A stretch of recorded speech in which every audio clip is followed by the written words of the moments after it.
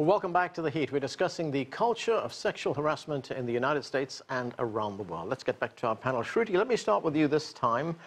Talking about India, how much of a debate is there in India around the issue of sexual harassment? There was, of course, as Matthew told us a moment ago, that horrific gang rape in 2012, which prompted the federal government to pass harsher laws for rapists.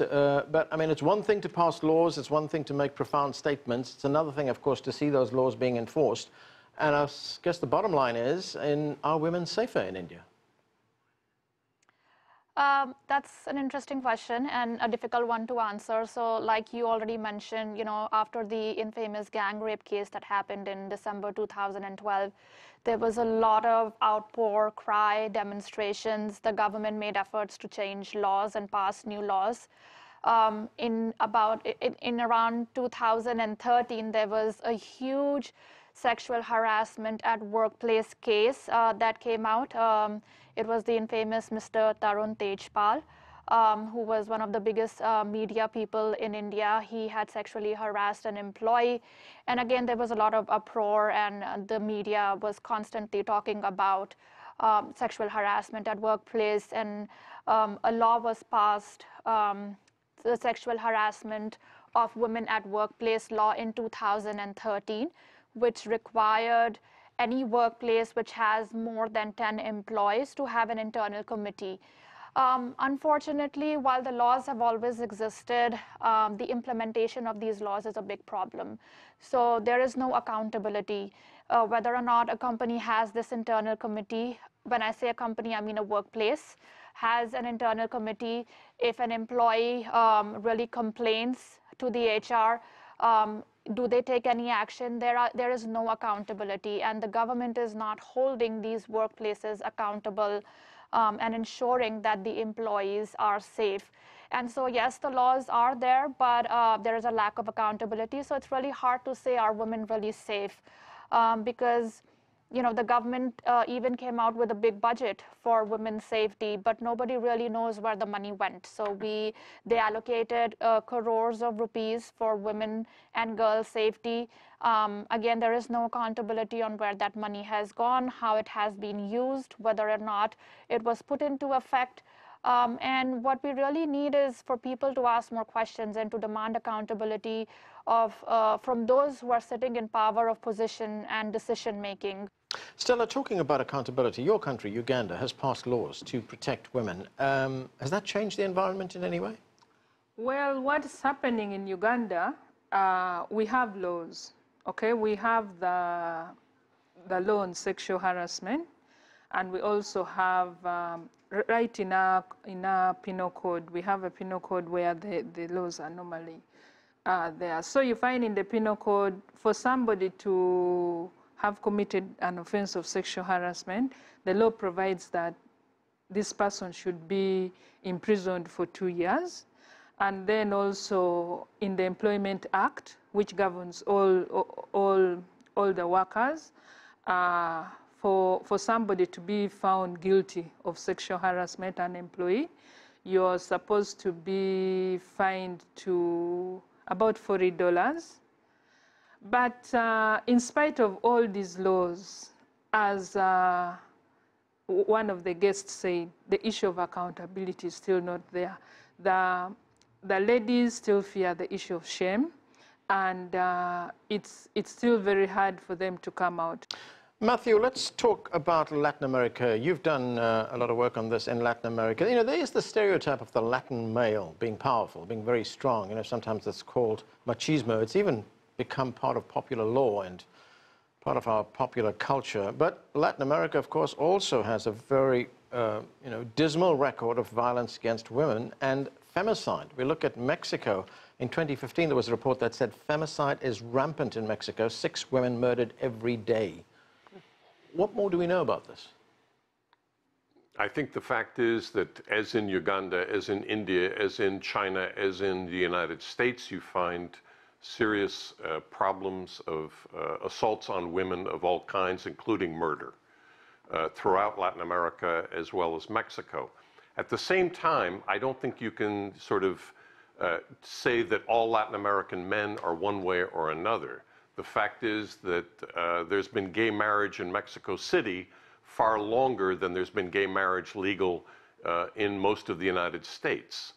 So what you have is a very mixed, very conflicted kind of societies throughout Latin America, as you find elsewhere. And it seems to me that one of the bottom line issues here, if we're talking about accountability in Mexico or Latin America or anywhere else, has to do with the extent to which we say, there's nothing we can do. That's just the way men are. Or at most what we can do is try to quarantine them and separate them off, or try to prevent them from acting out in their natural way. And I think part of the basic problem we have in Latin America and many parts of the world is these assumptions about what men are like deep down. And I think they're wrong. And I think that in a sense, this is part of the problem, the cultural problem, that men have coming to grips with this. Because if their assumptions also are, well, there's something about me biologically, or in terms of my hormones, or I'm just acting out like a guy acts out, that right there is an excuse that has no basis in reality, but is used to justify the abuse of women. All right, and when it comes to rape, we've also heard the blame being put on women, the way they dress, the way they carry themselves. Karen, this campaign, the Me Too campaign, is a social media campaign. And now we have platforms like Facebook and Twitter. Do you think there'll be some progress in highlighting what is going on?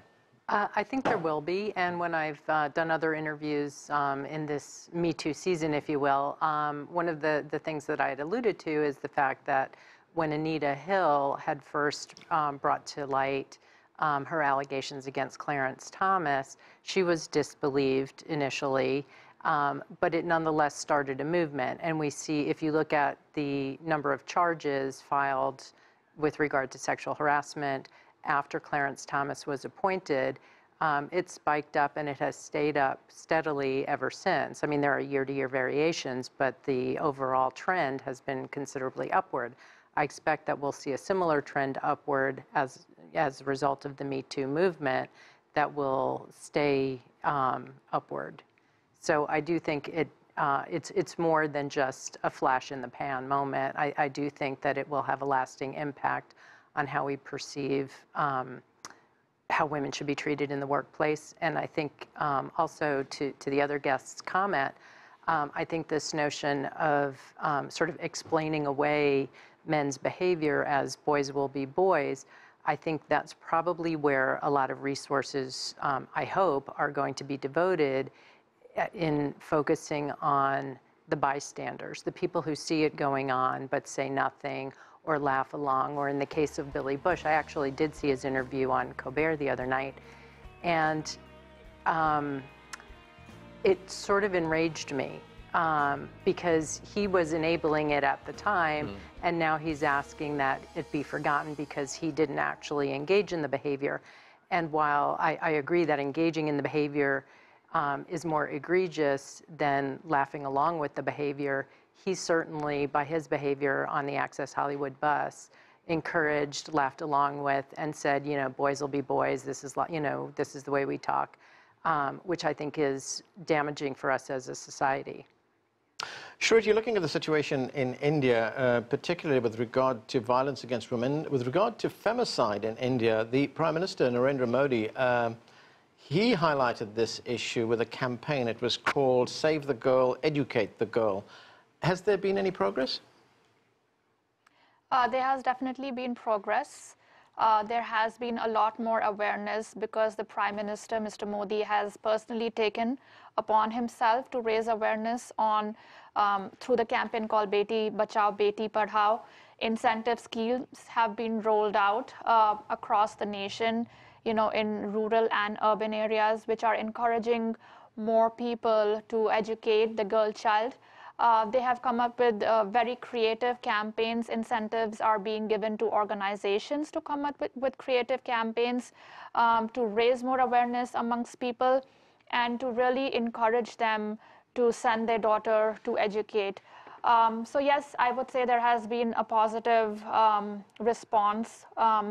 Having said that, again, it's not just through campaign that you can change mindsets. This is again the problem of femicide is deep-rooted in our society because there is great preference for boys over the girl child, and unless we tackle this root cause, which is all about gender inequality and thinking that boys are better than girls and boys are more valuable than girls, no matter how many campaigns we have, we are not going to be able to change the mindset of families, of people.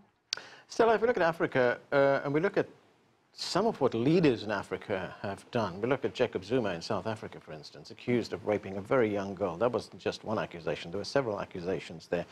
As Caren pointed out, the Anita Hill case here was against a sitting judge in the United States Supreme Court. We've got a whole list of politicians here in the United States: John Conyers, Roy Moore, Al Franken, high-profile entertainment figures from the television world. To what extent are men's attitudes towards women driven by what they see on the television screen, driven by what their leaders do? Well, what I can say is that the attitude begins with what they think. As men, the way Caren says, boys will always be boys. That should not be an excuse. One of the things that should be done is to make sure that these people are sensitized to know that women are supposed to be respected. It doesn't mean that because I have put on a short dress or a short skirt, you can abuse me. No, that should not be a reason. A woman's body should be respected. A man has no right to sexually abuse a woman. That one is not an excuse. So all these things that are happening and what's happening in the United States, it's very good that these women have come up, and they should still continue. Because sexual harassment begins with you. If you keep quiet, who will ever know the problems or whatever you're trying to face? Whether somebody is a president, whether somebody is a judge, that should not be an excuse. Sexual harassment must be done away with, and it begins with the woman to speak out. We as women, we are not supposed to fear. We should come out even if we know that these men are powerful. We have to do something about it. Okay, time's caught up with us. Thanks to all of you for being with us. That is it for this edition of The Heat, but the conversation continues online. Join us on CGTN America's Facebook page to comment on this or any other show, or chat with us on Twitter at CGTN America. I'm Anand Naidu in Washington, D.C. Thanks for being with us.